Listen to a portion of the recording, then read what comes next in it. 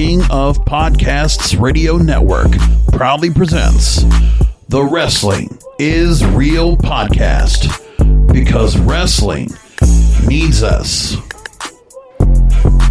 Here we are once again, Wrestling is Real podcast. Yours truly, King of Podcasts, here with you. I feel like I was just here a couple days ago, because I was recording once again with all of you here for another program. And a hell of a time to be in wrestling right now. We have gone to the end of Wrestlemania season. I'm calling it now because Raw did not feel like Wrestlemania season at all. Now, the ratings did get the bump up over 2 million viewers, which is something that they really enjoy.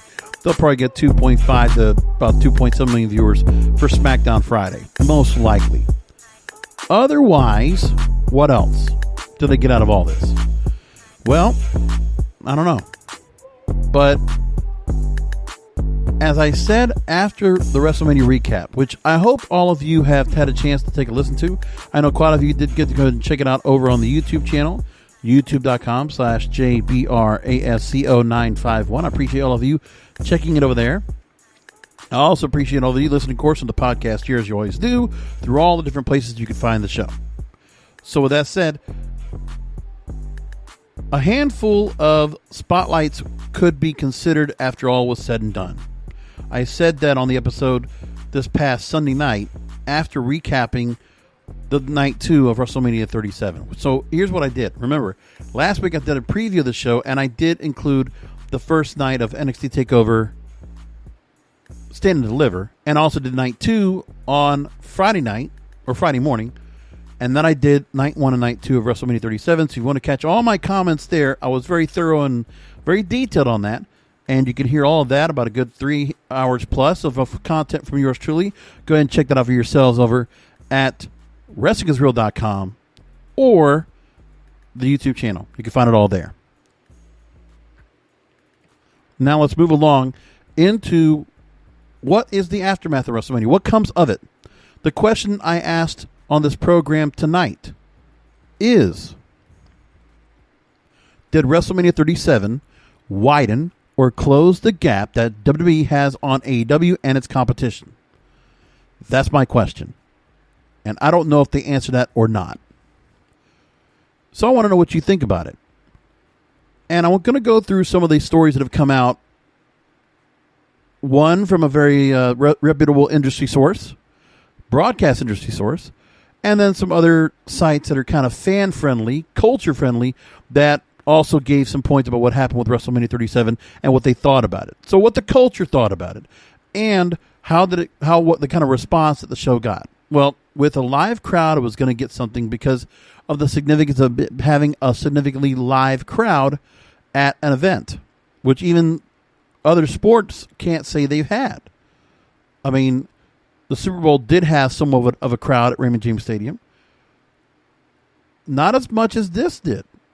And, of course, there's been reports that even though the reported ticket sales were 25,000, there wasn't that many people in the stands on both nights. That's what they're trying to say as well.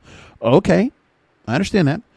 But we get to this point, and we have to ask ourselves once again, I'm going to go recall back what I said about the people that got spotlights and who really stood out as stars at the end of WrestleMania 37.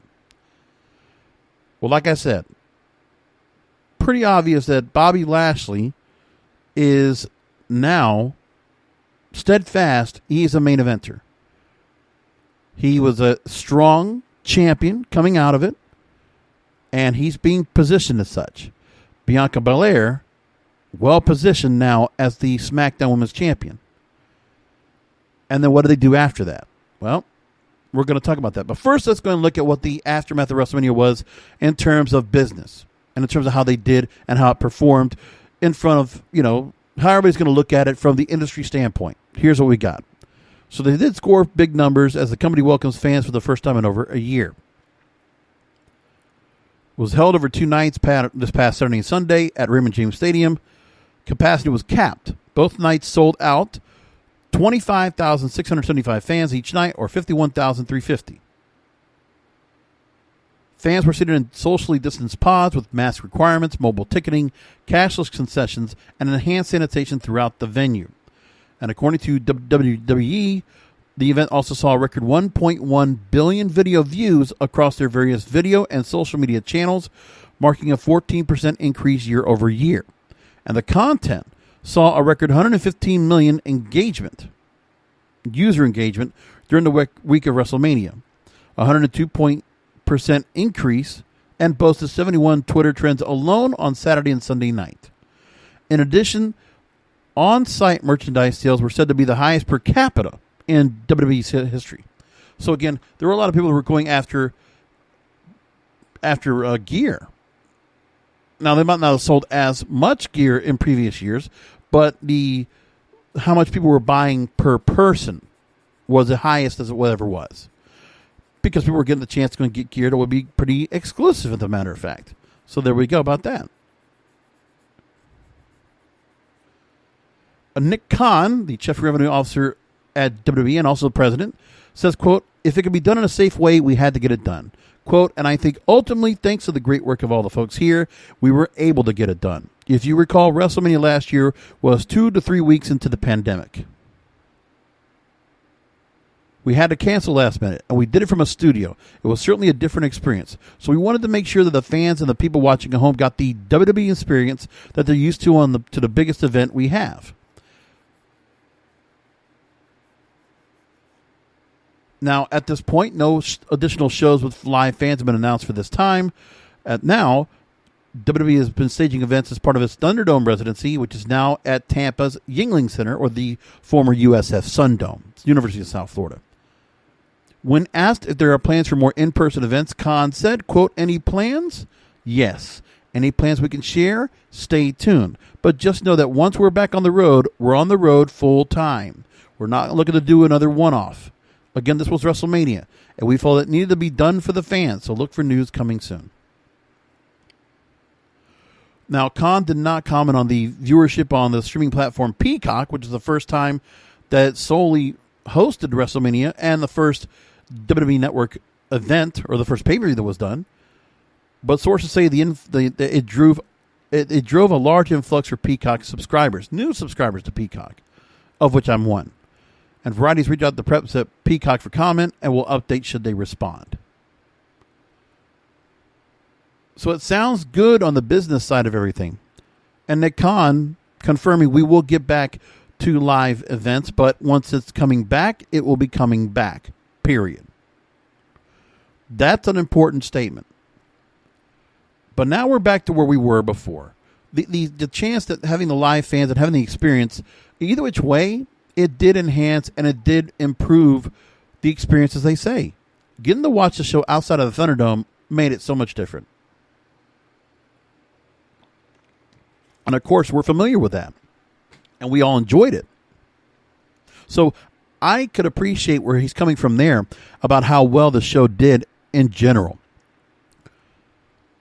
We're all going to complain about the content, about the outcome of the matches and the way that things are, which is where we're back to now.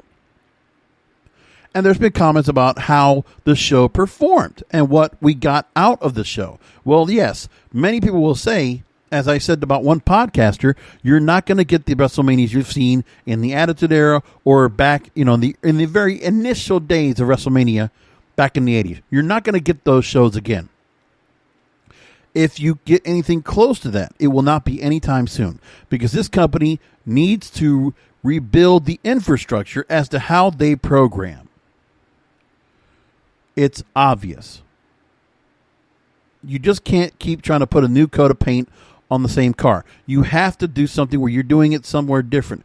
You have to just change the environment as to who is considered. Really, if you threw away some of the WWE style that we talk about, this conformity that has to be done by all these wrestlers, and they got to be a little bit more of what we want them to be, that might help a little bit. Because there would be some difference on how the shows are done. Plus, if you're not so conformist about how you have to do the shows and how there have to be some formulaic way of doing matches, where we have Insta matches. As soon as we have some little Insta feud, we have a match after commercial. If AEW does it, they do a match the next week or afterwards in a pay-per-view. that'll just instantly start a feud, and we're just instantly going to have a match. Instant gratification. That has to stop. And they're not able to go ahead and say, okay, let's go and get just featured matches and some showcase matches with some of these stars that they have, build them up with jobbers or with mid-carders, and build them up in glorified squash matches and get them somewhere and see who does better with others and find your way up. I mean, you can see a little bit of that going on in AEW and other places where they do have some glorified squash matches. They're trying to find out who's going to be going somewhere, and they're going to build them up after a while. But they're not doing that yet. And that's okay. But they need to figure that out. They need to go ahead and find a way to alter the course. And what they need to do now is start installing dimensions to characters and storylines. One of the things I heard after Rhea Ripley won the women's title on the Raw side, somebody actually said that, you know what, there was so much of intensity of Rhea Ripley when you saw her in NXT, and whatever she was before then, it's been completely stripped of her. She is not the Rhea Ripley that everybody remembers in NXT. That's what some people said. And of course, we know that certain stars are not going to keep their personas or the kind of intensity they have in NXT, because again, developmental. So there's some room for them to go and still be who they were in the Indies or wherever they came from. But then that goes away once they go to the main roster. That's how it happens. And what happens from there? What do you do next? Well, you have to understand that this company, if Vince, or under the guise of Bruce Pritchard, if they're saying something otherwise about these stars that goes completely against what the fans want and what the creative team can do with somebody, you have to also consider that too. Creative can only do so much with the stars they have. If they're going to have to keep using the same rehashed stars, are they going to go back and look at what they did before and try to create something new for them? Probably not. Or if they do, it'll be something that will probably be just taking an idea from the star and trying to find something else just to make them look relevant or interesting. I mean, it's kind of hard to see. I'm going to just take two examples: Bobby Roode and Dolph Ziggler, and try to repackage them as something else. When I use Dolph Ziggler as an example, I think of him as the same way I think of Lex Luger in the Nitro years. Like, can we fit him a role? And Randy Orton in the same way. Can we fit him in a particular role? Because you just molded stars that were just great hands and knew what they were doing and make them do something that would work out for them, right? That's what they were trying to do. Which works in some cases, but not necessarily. And then you'd rather not work with stars that could be sponges that can go ahead and adapt to something new and give them something that might be workable, something that they can actually really get behind. But again, if you're given bad characters and bad storylines, what are you going to get from that? I mean, you get some stars here that are trying their hardest to get something over. Shall we talk about The Fiend? Shall we talk about the Bray Wyatt, Alexis Bliss storyline that came out of this? The explanation they gave us? As I mentioned after their match, again, the bullshit finish of the actual match and what the match was is irrelevant. The whole story that was being told in the beginning of the second night of WrestleMania was Alexa Bliss. I considered that she was actually not necessarily turning on him, but was punishing the Fiend for getting burned, I guess. But then the explanation is that no, is that Alexa Bliss, after she was captured, she then channeled and became basically Sister Abigail, and now she is as powerful or more powerful than Bray Wyatt is. And in some ways, maybe that the Bray Wyatt character, I don't know if the Fiend comes back, but we don't know what that story is going to be. But they obviously want to stay with it. They're not going to let this go. We are going to have to be subjugated to this horror storyline with Alexa Bliss and now Lily and The Fiend and Bray Wyatt. But the problem is that in this wrestling ring, what does it matter? What is Alexa Bliss trying to accomplish? What is The Fiend trying to accomplish? What does it matter if she has another victim to go after? And why does it matter at all to anybody? I can't answer that. I mean, there's still a little bit of intrigue behind the Alexa Bliss character and where this is going. I will say there's a little intrigue behind that. So it gives me a very little bit of interest of watching Raw every week to find out where this train wreck is going to go. Because that's at least an interesting train wreck. How about trying to explain why Retribution, which is not even together, why two of the members decided to go ahead and help out Bobby Lashley, and as MVP now going to bring them on board as new henchmen? I don't know. Are these two new members of Hurt Business that replace Cedric Alexander and Shelton Benjamin? These are the questions we have. We don't have answers for. We're just left more perplexed. We're not getting proper cliffhangers, which is another thing we used to get to keep people watching. Cliffhangers are certain storylines that would go and continue from week to week. These soap opera style, if you will. We don't even have that. And by the way, WWE, when you're doing soap opera style storylines like you've been trying to do, supposedly, with some of these writers that might have been part of that space, or even the reality type writers that you have in the space, they had a reason to try to keep people watching every week. You do know now that what you're doing, people can go ahead and stay away from WWE and not necessarily have to watch week after week. They could go ahead and come back in a couple of weeks and catch right back up. Because you're not doing anything every week of the year to build storylines. Because every other wrestling promotion on television does that. Something's happening, noteworthy.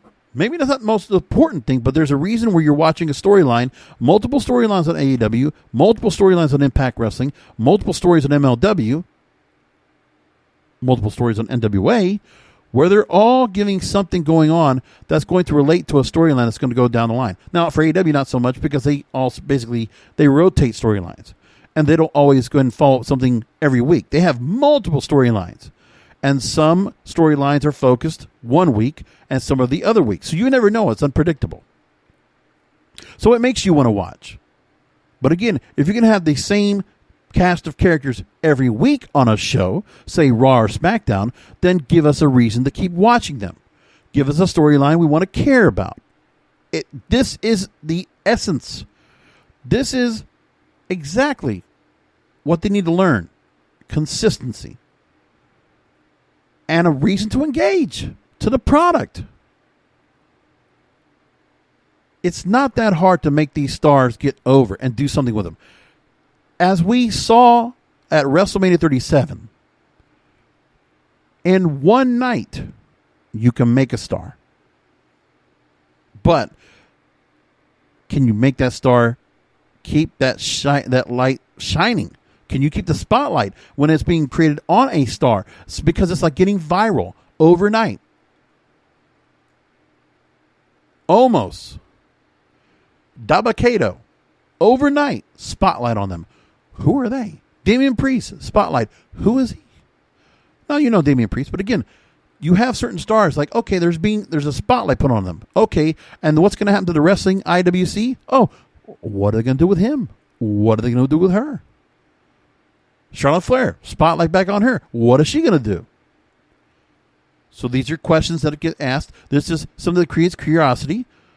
So create a mindful, constructive, logical, storyboard style storyline with an end, with a beginning a middle ground with a lot of different plots, a lot of different plot points in between, connect the dots, and give us a payoff on every storyline.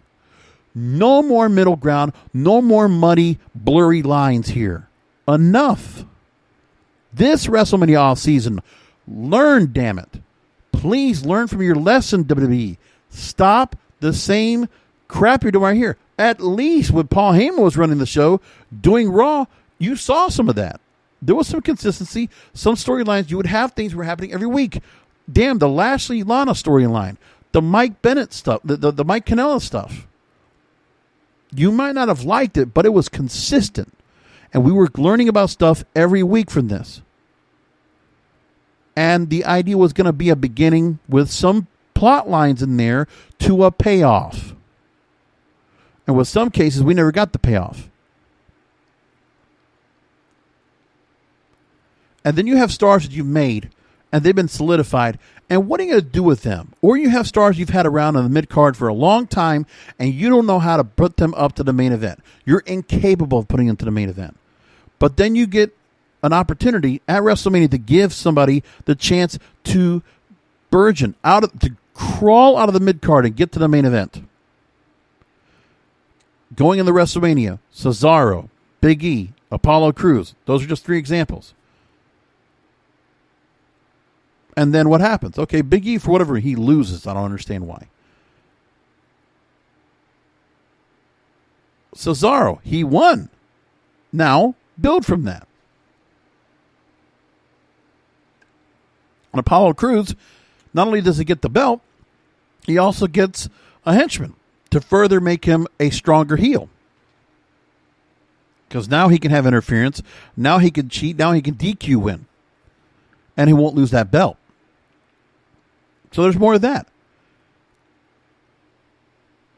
But, I mean, here's the thing. Not even the fact that you have a storyline with plot points with a beginning and an end. How about something that a star does that makes you want to come back and watch that person? You know, they're going to cut a great promo. They're going to have a catchphrase. They're going to do a certain thing, and they're going to act a certain way. Okay? This might be a little more difficult, but again, we watch The Rock and Stone Cold and Triple H and The Undertaker and all this. We'd want to hear their catchphrases, but then we'd also want to hear what they were going to say about the next opponent they were going to face, and always something else they're going to say about him. Because they had something to say. And we wanted to hear what they had to say every week. It could be the same damn thing, just rewritten or revisited. But it doesn't matter, because we enjoyed it. And we're just certain things that we heard as a fan, and we'd listen to in the crowd, that we want to chant along with, or we want to say along with them. Things like that. It's those little things.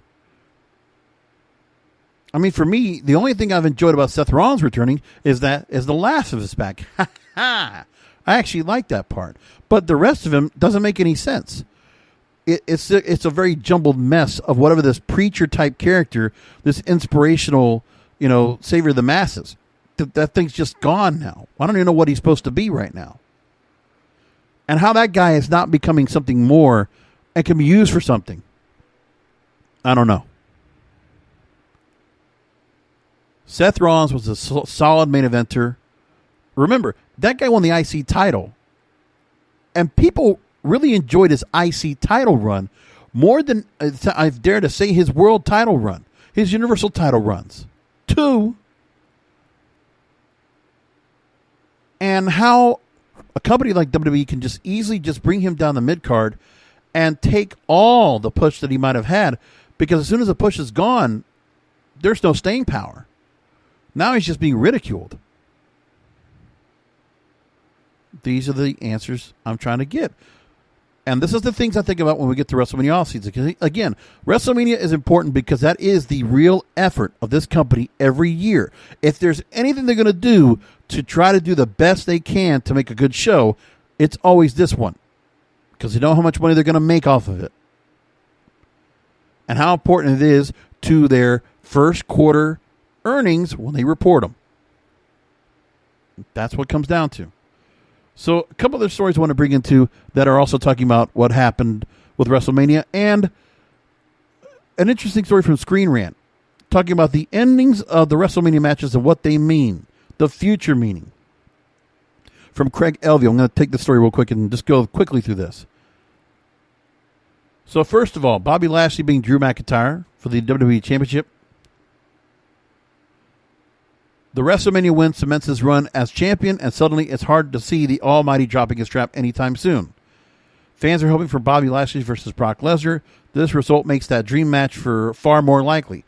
And if they need to put something out for next year's WrestleMania, you can hold on to having Bobby Lashley hold on to that belt all the way up until WrestleMania next year, or SummerSlam, or whatever you want to do.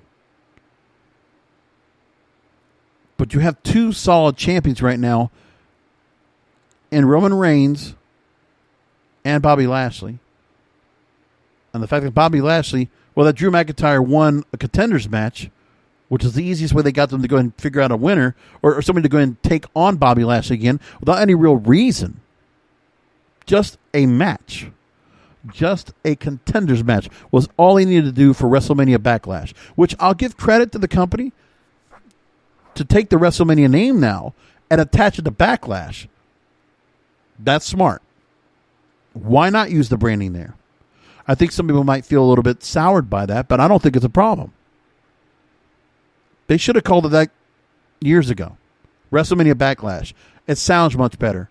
And it's what the pay-per-view's been for when they were doing it all the time, except they actually had Money in the Bank. For whatever reason, they were moving it to May as opposed to June. But I guess they're switching it back to the traditional route as before. Anyways. Then you have they went to the contenders match for the women's tag team titles. I'm going to pass that. Cesaro and Seth Rollins. A clean as you like victory against Seth Rollins is something Cesaro can dine on for years to come, riding all the way to the main event. The Universal Championship match against Roman Reigns may well be in Cesaro's future, but he's unlikely to come out on top.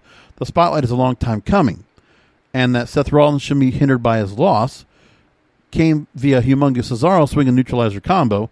The Messiah should be even more irate and unhinged after being bested on the biggest stage. Well, I don't know if we saw it. Well, I don't remember if we saw him or not. But there was nothing really addressed with him anyway on Raw Monday night. Then you're talking about Omos and AJ Styles. The New Day will no doubt continue doing what the New Day does. AJ and Omos looked set to embark on a tear to the tag team division. Why? Because Omos is very tall. In the long run, Omos will surely come to see the uneven nature of his partnership with Styles, and a better breakup will ensue. Yeah, that'll definitely happen. But again, you're going to have to leave Omos with AJ Styles for now, because what else are you going to do with him? He's going to need somebody to be talking for him and to be that silent giant type structure, this big monster heel right now. As for Braun Strowman, Shane McMahon, they says that Braun should be able to move on to anything else while Shane goes back to running Underground MMA Promotions until SummerSlam. Braun Strowman, they put him into the mix of the contenders match for the Universal Championship, or the WWE Championship. And that's okay. Well, I mean, Braun Strowman has other things they could be doing with him. But what we definitely understand is that he cannot cut promos without scripting. He has to have that. So, why we can't put him in with somebody else? Have somebody else talking for him? I don't know. Then again, also one thing I also have to consider is that when The Fiend and Braun Strowman had their match with each other, the Swamp match, I really never felt like we got much of a payoff from that. And, we did get the whole thing with Alexa Bliss kind of introduce herself as Sister Abigail at this point. And we know there's a little bit of time with them. I'll be honest with you. I'd prefer Bray Wyatt and Braun Strowman to get back to each other and start going back to that. Because I don't know if we ever really got an answer for that. Like, there was a finish to the match of Bray Wyatt won, I guess. But to me, I mean, why don't we go back to that? I mean, at least give the man something to do. And I just think that Braun Strowman will be familiar there. Like, do we want The Fiend and Randy Orton anymore? I'd rather have Braun Strowman dealing with him, with Bray Wyatt, and going back to that family feud and going back to that altogether. I don't know. Something. Now, as for Damian Priest and Bad Bunny, Miz and Morrison will no doubt go on to heel it up somewhere else, and Damian Priest's star has been elevated considerably by his first WrestleMania win, looking bound for a U.S. title shot. No news yet on whether Bad Bunny will be sticking around with WWE, but he would definitely, the fans wouldn't mind seeing him again, I'm sure, in the ring.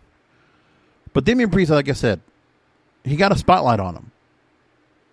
And for some people to think that Bad Bunny might have overshadowed Damian Priest, no, not at all. I think they got equal billing. I think you saw them both in the ring doing moves together. And again, the person that was able to get the win, when it was all said and done, that helped to get the win, even though Bad Bunny took the pin, he made the pin, was Damian Priest. Because he's the one that was the catalyst to make the win possible. Hot tag, comeback, led to Bad Bunny getting to do the pin and getting the win. And then Damian Priest now working with Miz and Morrison. That's a nice little dynamic. And we'll see how that all works out next for them. Bianca Belair, Sasha Banks. So it remains to be seen whether Banks will mount a challenge to reclaim the title, move on to a feud, or explore the opportunities brought by her role in The Mandalorian. But WWE has put all of its faith in Belair, who's now the face of the SmackDown Women's Division. Her rise should be the start of a long main event career. And here's the thing. You can compare the championship win by Rhea Ripley and Bianca Belair, and we've had a lot of stars that have come in with that kind of that rocker mentality, that real like the rebel kind of feel to it. Kind of not so much punkish, but it's a little bit of an antiquated kind of style, antiquated music. For Rhea Ripley being so young, to have that kind of whole rock thing, and that's where NXT has this problem where it's kind of losing touch. Like the older fans and some of the wrestling fans will definitely be a little more into the rock-oriented stuff, but we know we have more stuff that's going on as dance or alternative or more rap-oriented, trap-oriented, and they're not going into that. So certain stars not getting that. Rhea Ripley coming into this in this case, not working so well in the character she has. This is my brutality. Again, the thrash metal, punk, whatever kind of a feel of it, that's antiquated. The look and the feel of that character, I know people don't want to hear this, but it's antiquated.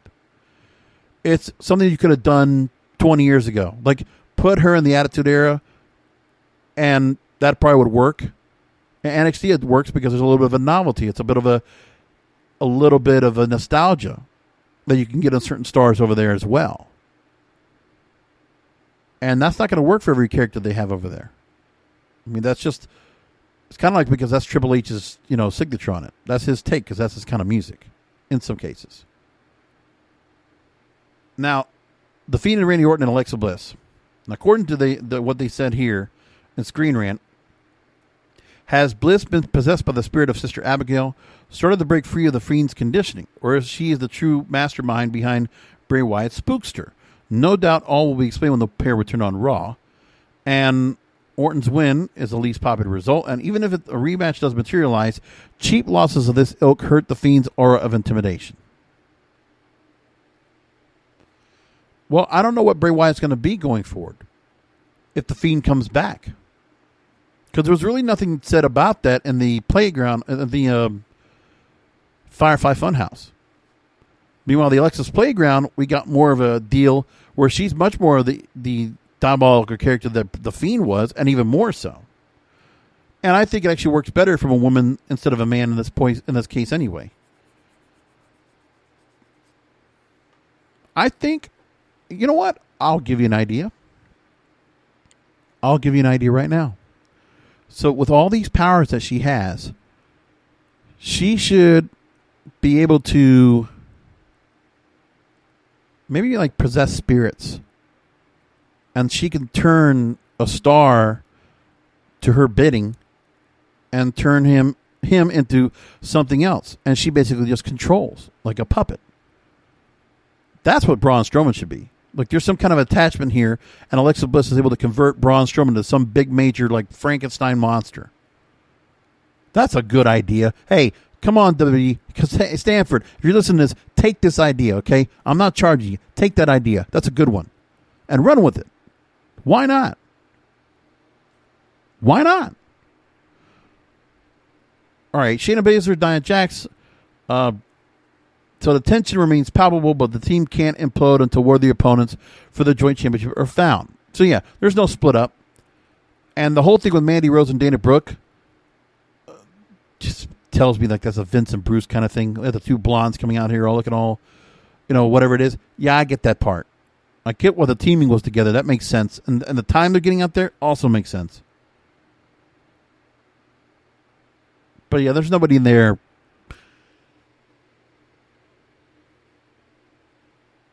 On the tag team end to go after. Not right now, anyway.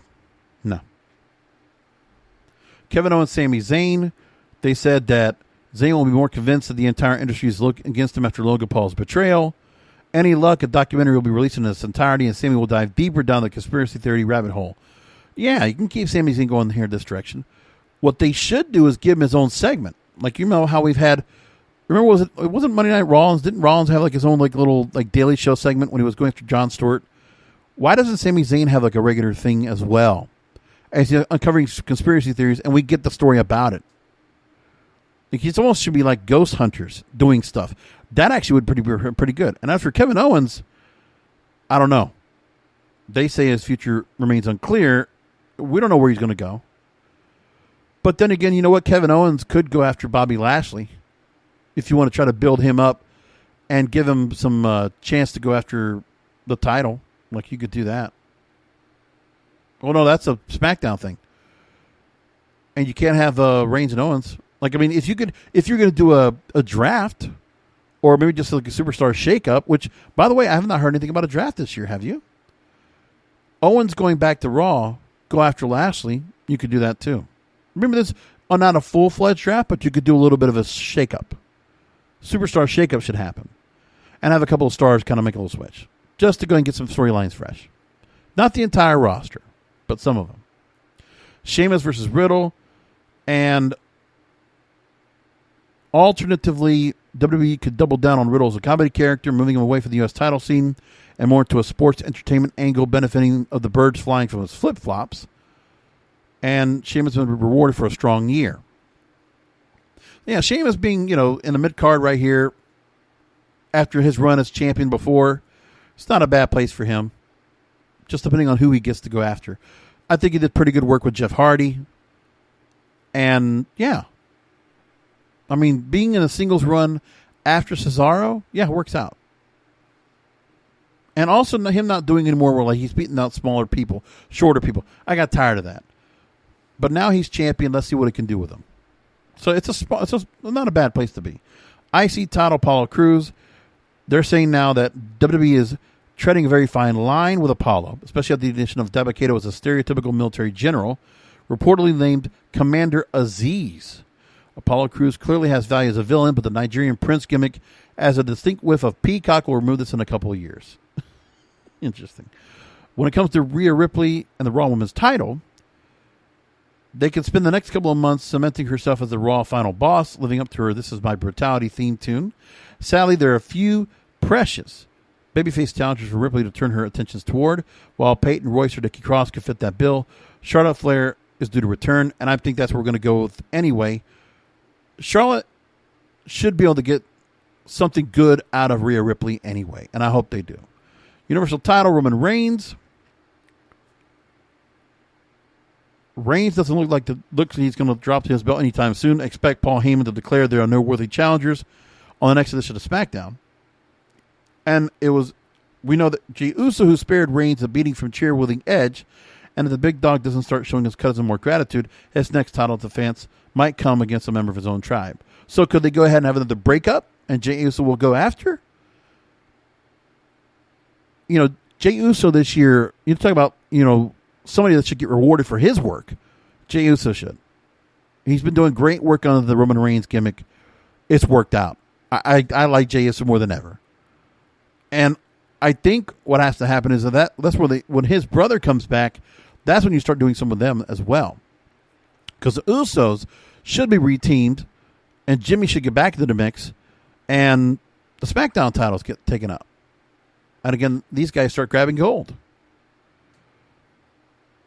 Something, I'll tell you what, call me crazy, a storyline I would love to hear. I would actually like to see Jey Uso and Big E somehow raise eyes to each other. Let those guys have a feud where Big E thinks like, well, I haven't had a chance to go after the belt, and Jey Uso is the roadblock. That would be wonderful. Because remember, for anybody who wants to go after the belt, Roman Reigns doesn't have to do anything right now. Jey Uso is the roadblock. So let Big E go ahead and step up. But of course, he's not going to get to Roman Reigns, but let Big E go after Jey Uso. Oh, that would be a great idea. I'd love that. Come on, take that idea. Come on, creative. That's smart. Take it. Take it. So that's what came from that. One other story I want to go and take from as well, and that was from theringer.com. Just thought it was something they mentioned about the 8 pops at WrestleMania that mattered. The 8 pops that made WrestleMania matter. So one was Drew McIntyre finally gets this WrestleMania moment. So as he comes out, theme music was all there to greet him at WrestleMania 36 in an empty arena, but then he's the first superstar to emerge after a year of crowdless events, and the welcome was received, reverent and respectful, all the more euphoric in a wake of a cruel rain delay. Then Hulk Hogan getting booed because of all the racist remarks and the unconscious pairing of putting him up with Titus O'Neil, which, probably never needed to happen, but oh well. Kevin Owens getting sicked on Logan Paul and the stunner. That was a move that got some people talking. That was good. Bad Bunny raising the bar. That got the crowd up and ready to go. And again, one of the better celebrity appearances we've ever had at WrestleMania. Love it. Holy Bliss. So the holy shit chants aren't rare, but they got one to a story twist rather than some death-defying in-ring sequence. And in this Ringer story, they said that the Fiend and Randy Orton supernatural feud is nothing if not divisive. And the match ended with a cliffhanger that's bound to infuriate its critics. And there we go. And while of course they can't use blood, so they're using black goo, which if I have to hear Brian Alvarez talk about that again. Cesaro swinging his way into history with the longest swing that he did 23 times. Supposedly it was against Seth Rollins. Bianca Belair breaking out the hair whip from hell.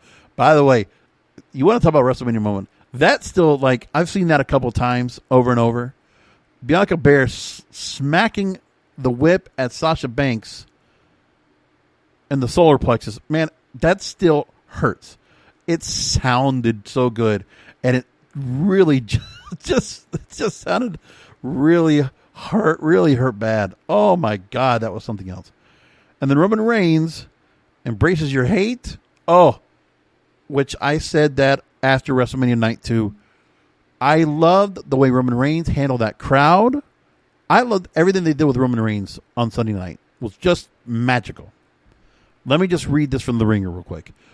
Whether you despise Reigns as a face or saw his potential, it's hard to argue against his effectiveness as a Heyman guy.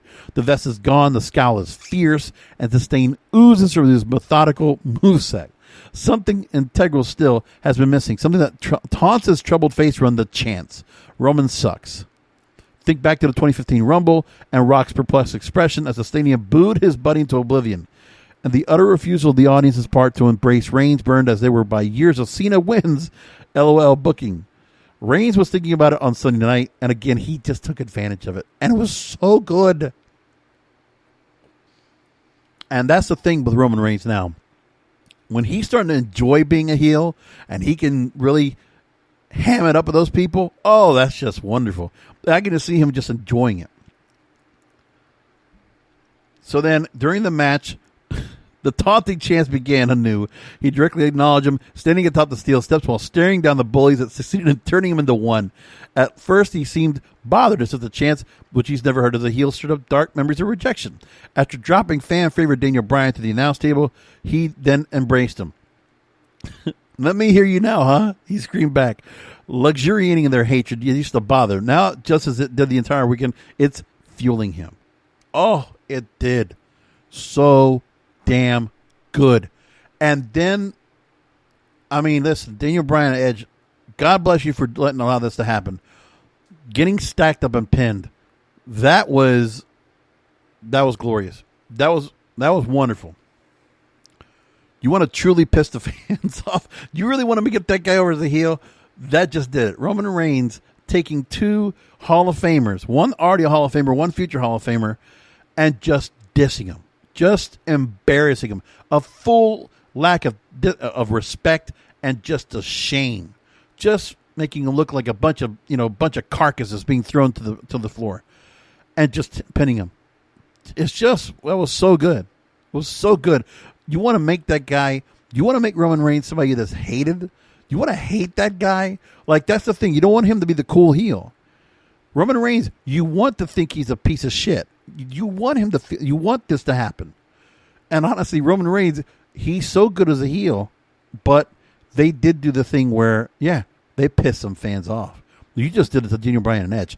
You fucker. You piece of shit. I love that. That's a heel. That's a monster heel. That's Paul Heyman doing his job. And Roman Reigns performing to perfect execution. The match was wonderful. That was the WrestleMania match. I will say this. The matches were WrestleMania worthy. I'm going to say Sasha Banks and Bianca Belair. That was WrestleMania worthy. I will basically get at the edge to Lashley and McIntyre. I'll give that match the same thing. And then I'm going to say that this Universal title match, this triple threat, that was a very good WrestleMania match. That could be put in the annals of like really some of the best matches they've had on a WrestleMania card. That was a very good match. It really was. The build-up also must be given some credit as well, I must say. So I spent the last 50 minutes or so here talking about what WWE has done and how they accomplished it. So I've laid out the case of what they've been able to do with WrestleMania this year and what they could be doing to further the cause so that they do not make the mistakes of years past, the last decade or so. Like, you cannot go back and relive the Attitude Era or the Rock and Wrestling Era. It's not going to happen. But I still think that some of the moves that happen now, post-WrestleMania season, it's going to change the position of everything. Now, Dynamite tonight, unopposed, tonight, and going forward, was very good. I will say NXT being on Tuesday nights was very nice to go and watch the whole show and sit back and have it in the background, because I want to be able to watch NXT again. It's not a bad show at all, but it's nice to go back to that. Again, my issue will be is to constantly watch NXT. Like, I mean, again, this is what the best part is they moved NXT away from where it was, because before Dynamite, I was watching NXT religiously. And as we said, the show changed once it went up against Dynamite. And now NXT can go back to where it is, and it'll be good. And it's going to get an audience again, more of an audience than they had before, because I think, it's too bad it's not on the network anymore, because I did enjoy being on the network and watching it there live. But what they're doing now is fine here. And now we get to go and watch what they're regularly doing. Every show gets its own spotlight. I love that part. That's the best part of it. And so that's good for the developmental brand, for people to go ahead and watch on Tuesday nights and get a look at those characters, because they might have been switching to AEW instead. Or Tuesday nights would just be a better night for them to watch, I guess. So either which way, what does it mean for AEW? Because I always thought about the fact that when WrestleMania came around, the focus on other wrestling promotions got overshadowed by a lot. I didn't feel that way this year with AEW. Last year I probably did. No, actually last year I probably didn't feel like so much either because, again, the Performance Center show. No, a little bit was because we had the cinematic matches, which I'm actually surprised they didn't do anything like that this year at WrestleMania because I really enjoyed the cinematic idea. I thought they might still run that once in a while. Well, maybe it doesn't mean they're not going to do it again. They might do it down the line, but I'll wait on it. AEW now, the position is ready for them to go ahead and grow their audience to something more. We've talked about before WrestleMania season, before we got to WrestleMania now, where I basically talked about WrestleMania more than anything else throughout the last couple of weeks. I was talking about how AEW has established stables. And we're seeing the stables now in full effect. Team Taz going after Christian Cage. That's the storyline I went with there. And now Christian Cage being in the crosshairs. Sting worked with Darby Allin. Going on with that. And then there's the mix-up with Matt Hardy and the Hardy family office. Interesting they called the office. But, of course, that makes sense. Then, of course, you have the Pinnacle and the Inner Circle. And now we also have the Bullet Club Elite. There's a lot of stables in here. And the interworkings they're doing right now is very interesting. With a couple of stars that are in the middle of everything else. They're trying to build in between. They're just some projects they have they're trying to build up on. Like Best Friend's got an extra person. Miro's now by himself. You have Jake Cargill. That's quite a bit of a project that's being built up as well. The Factory now with QT Marshall. Or now QT Marshall. I always forget. So all that there could build to something. We're all going to have to wait and see what the ratings look like at the end of this week and see what they come up with. What will NXT be?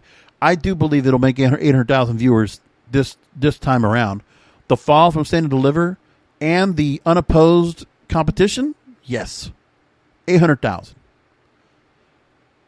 Dynamite's been sticking around 700,000. That's not good, but it should at least also get a bump up to 800,000, maybe 900,000, somewhere in that area.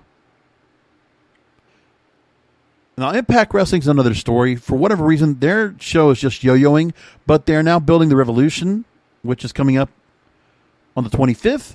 That's our next pay-per-view. So not this week, but the next week, we'll be doing a post-show for Revolution leading up to that, where their main event is Kenny Omega versus Rich Swann. Title versus title. And it's where both titles are on the line. The AEW World Championship and the Impact World title. Or excuse me, Rebellion. Did I say Revolution? Rebellion. Damn it. So the card currently looks like this. 5 matches have been announced. It is title versus title. Impact World Champion Rich Swann versus AEW World Champion Kenny Omega. Tag team match for the Impact World Tag Team titles. The Good Brothers, also of AEW, versus FinJuice, David Finlay, and Juice Robinson. So those are 2 big, hard matches right there. A very good X Division title match, a 3-way Ace Austin defense against Josh Alexander and TJP. Deonna Purrazzo versus Tenille Dashwood for the Impact Knockouts title. A little fumble around. And we get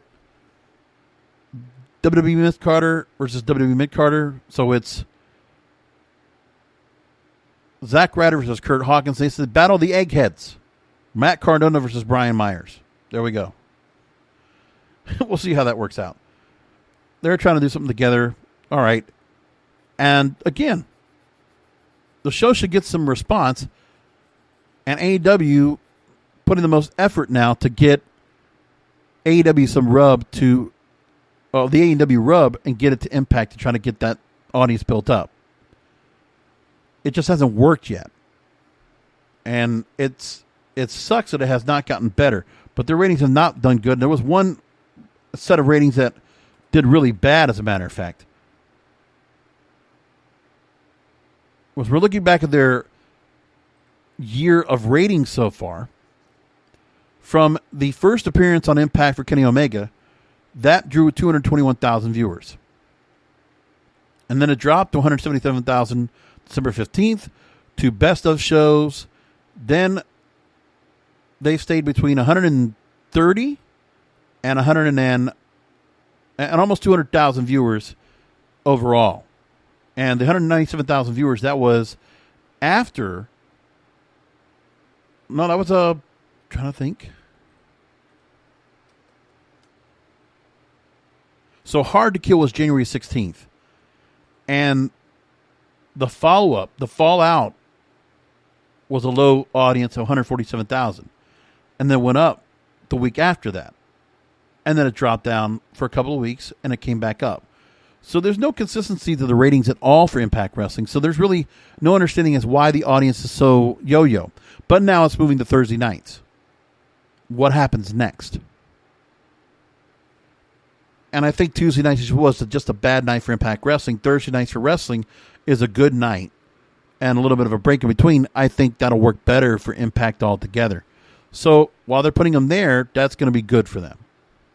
Maybe it helps the ratings. Because I think this shuffle will just do for everybody else good all the way around. Otherwise, how about the rest of the other organizations? Well, the other organizations just, they're going to find their way back up as the pandemic subsides. Because I think what happens for all these organizations is now that WrestleMania season's done, again, there's only two promotions that have actually had some live crowds. WWE just once, and AEW's had some crowd of some way or another of at least about almost 1,000 people at Daly's Place on a regular basis. Now, I have to imagine, at least in Florida, that the social distancing is going to get opened up a little bit more, and we're going to get more capacity. I imagine we're going to get to a point where indoor and outdoor venues are going to be likely be able to go ahead and get to about 50% capacity or maybe more. We're probably not going to get to a full capacity in arenas anytime soon, probably like in another year or so. But I think they could keep it in the socially distanced pods, as they were talking about there in the variety story. We could get to that point really soon, and that would be enough to get the crowds coming back, and enough people will be vaccinated to go ahead and say, okay, let's try this now. And that will help all of wrestling overall. Some of the audience that might have been away from it, they might just go ahead and pick back up on it once again. That's something that we can hope for. Because, sports is going to get a bump after all was said and done. Same thing should happen here for wrestling. Maybe it'll get a little bit of a comeback because the live events, just the fact that live events are coming back, wrestling might have a chance to be one of the first live events to come back before music and before some sports. And if that's the case, then people are going to see, oh, we can go to this. Let's go to this event. And maybe they'll actually get back into wrestling once again. So wrestling, when the live events come back, they need to do whatever they can to really put out great shows and get some good entertainment, because that might be some of the first entertainment that comes out.